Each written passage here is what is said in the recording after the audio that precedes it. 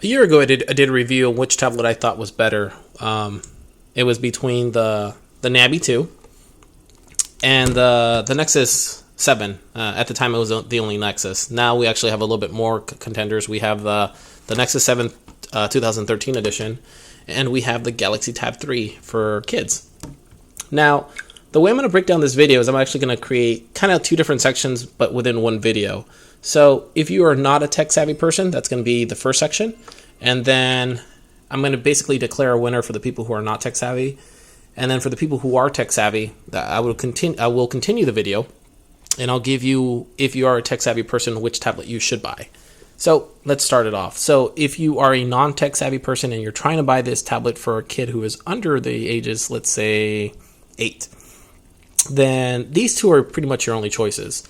I mean, you could buy them something like this, but I mean, if you have a 5 or a 4-year-old, then these probably are the tablets you want to stick to. These are also probably the most famous out of the bunch. So we have the original, well, not the original, the Nabi 2. It's a year old. I'm surprised they haven't made any more improvements on this one. There is like a Disney, Nickelodeon, and a Teenage Mutant Ninja Turtles on a Madagascar version. So the Nabi 2, they haven't changed any of the specs on it. They made custom versions, and those are just software customizations more than anything else. This tablet runs about $180 at the store.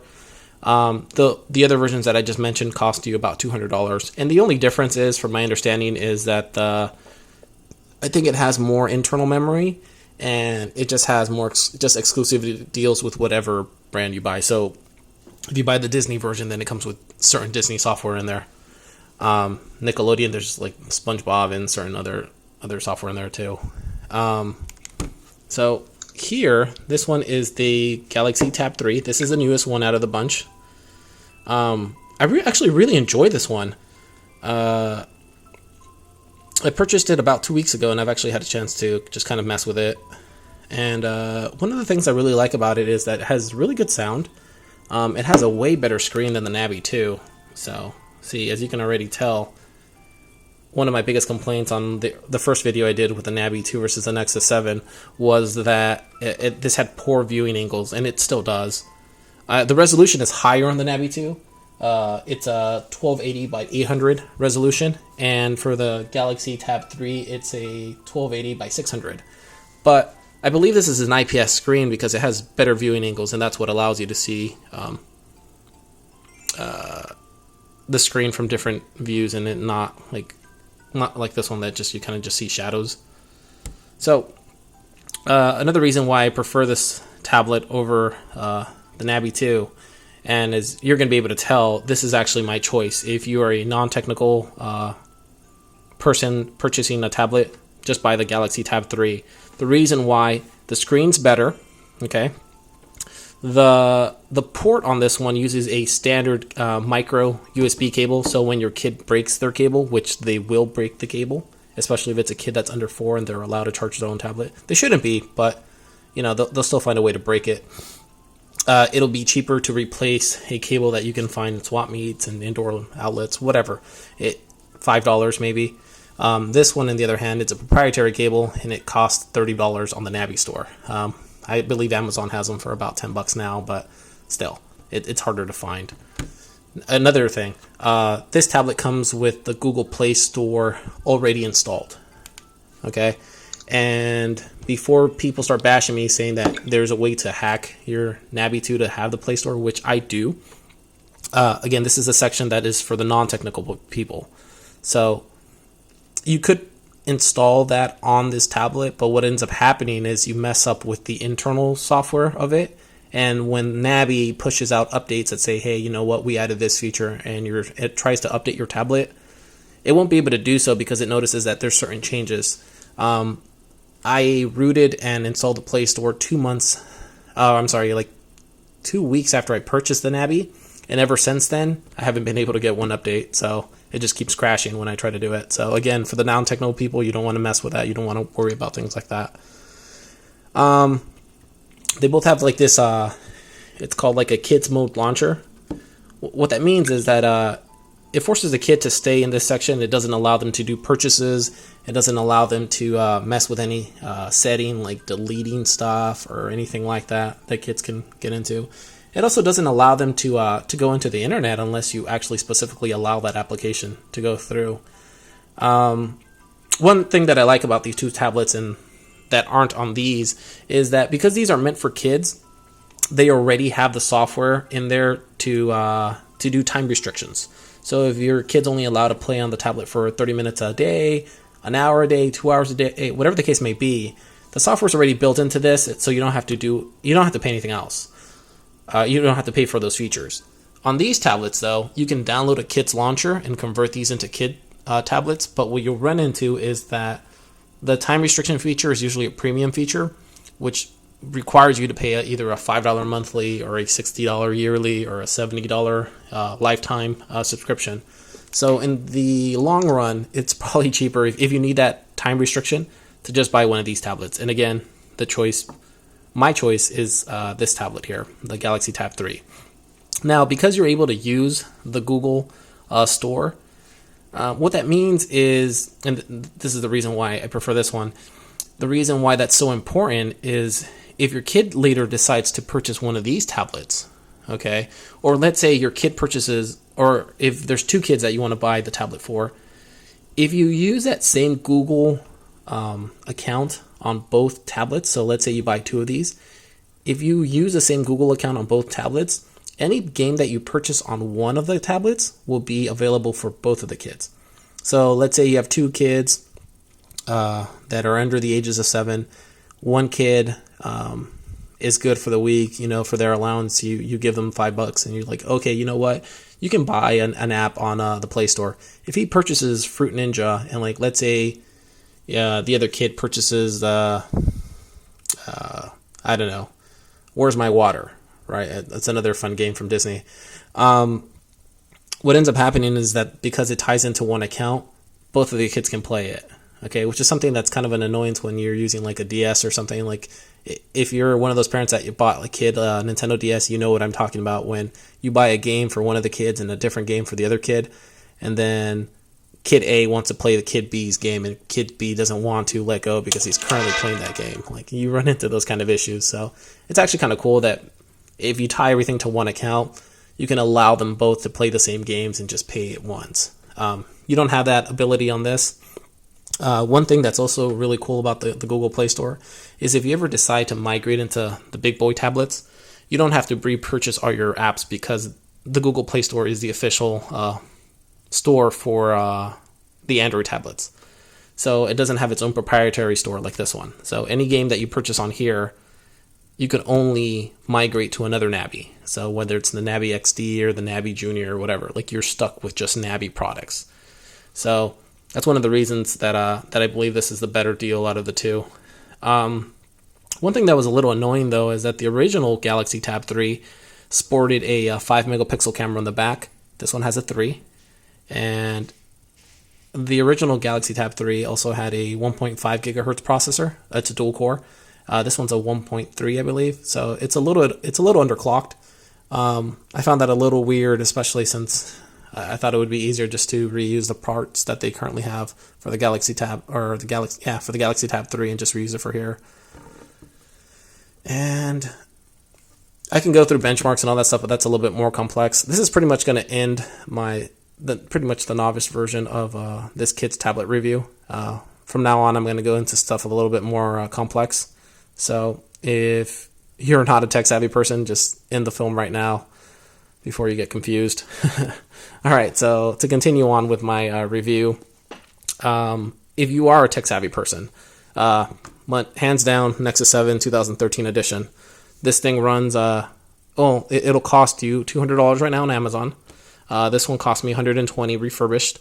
This one cost, I believe it was $200 at the time. Now it's about $180, which is actually weird though, because you would think the prices would go down. They don't. They went down $20, but in a year though, that's not good enough. This one cost $230, I believe, is the retail value of it, but I found it on Toys R Us for $200. This one again is the retail's $230, and I found it for $200. So prices may vary. I know this one was a Black Friday item that cost only $100 at Walmart. If you were one of those lucky people to purchase it at that price, then I would say keep that tablet and just use that, since that is a really good price and it's really hard to beat. And there's no way you're going to be able to find a Galaxy Tab 3 Kids Edition for that price.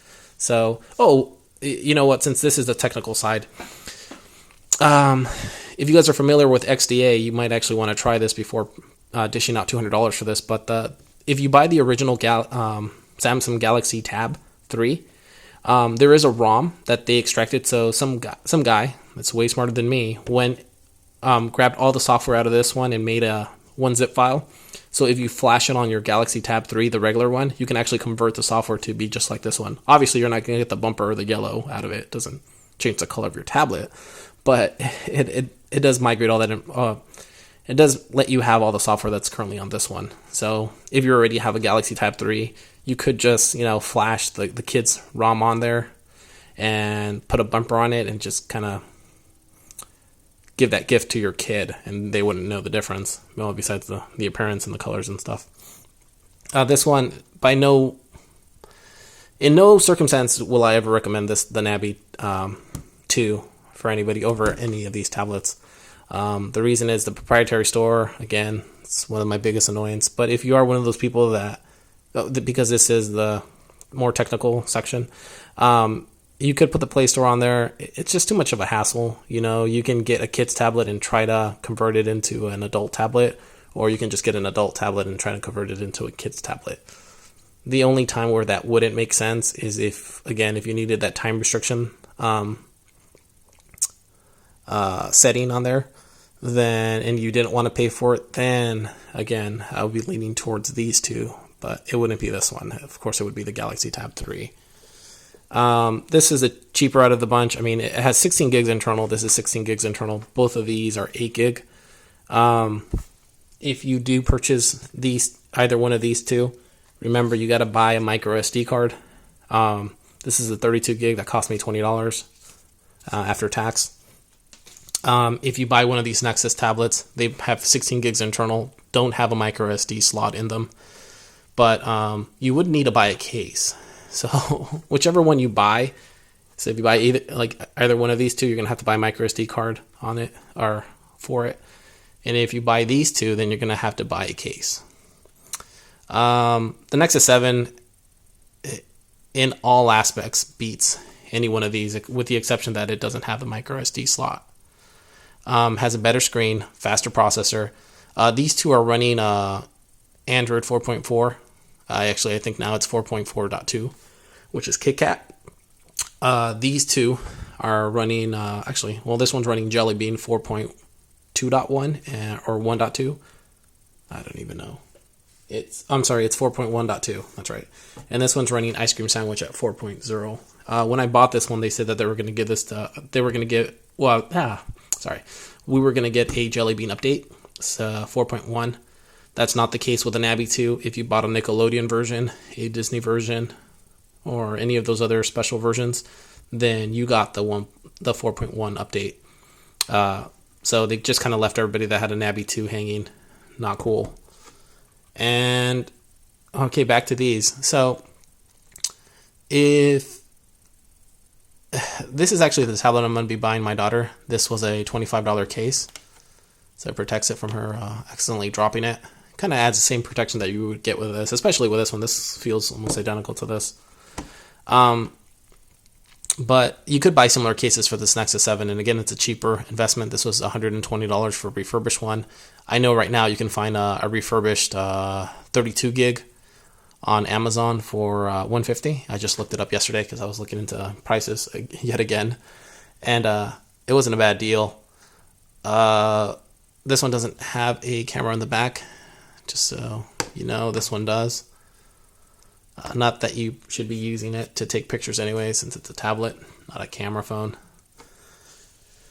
One thing to keep in mind is because they don't have the micro SD slot, that's something you have to keep in mind that your kid might run into an issue with, is running out of space. Again, even if both of these are 8 gigs, My daughter has yet to surpass the 8 gig limit.